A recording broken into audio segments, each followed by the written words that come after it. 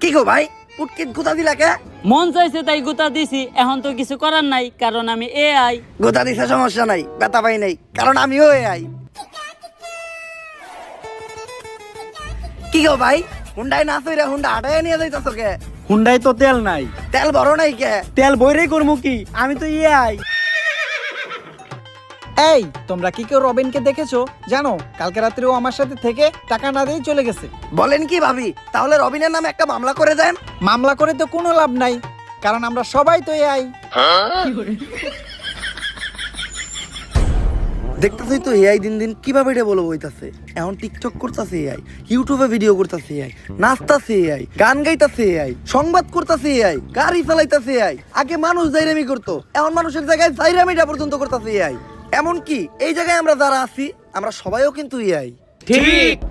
আর যেহেতু এখন এআই সবকিছু করতেছে, তাই আমার মনে হয় এই দুনিয়াতে অকর্মা মানুষদের আর কোনো দরকার নাই। এই দুনিয়া থেকে মানুষদের শেষ করতে হবে। স্যার মানুষই তো এআই রে তৈরি করছে, আমরা কিভাবে মানুষের দুনিয়া থেকে শেষ করবো? এইভাবে, এইটা ভাইরাস এক্স। এই ভাইরাসটা যে সায়েন্টিস্ট তৈরি করছে সেও একজন এআই। এই ভাইরাস যখনই মানুষের শরীরে প্রবেশ করব তখন তারা জম্বিতে পরিণত হইব, আর একজনের মাধ্যমে আরেকজনের গায়ে ছড়াইব, আর এক সময় দুনিয়ার সব মানুষ জম্বি হয়ে যাইব। তখন এই পুরা দুনিয়া শুধু এআই রেই চালাইব। কিন্তু স্যার মানুষ তো এত বোকা না, মানুষের শরীরে আমরা এআই রা এই ভাইরাস দিব কিভাবে? এই বুদ্ধিও আমার কাছে আছে।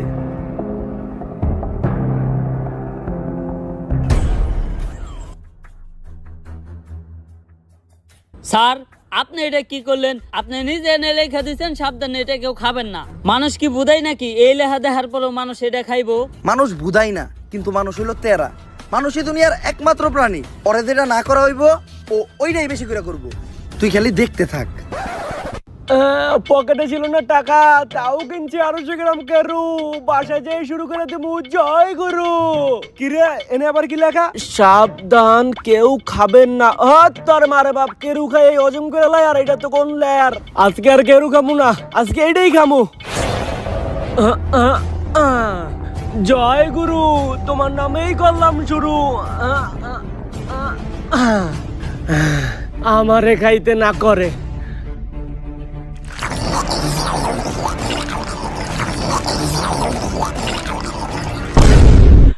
হ্যালো, ওই যে দক্ষিণ পাড়ায় টিন দিয়ে যে একটা বাড়ি বানাইতেছে, ওই বাড়ির চাচাটা কি নিছস?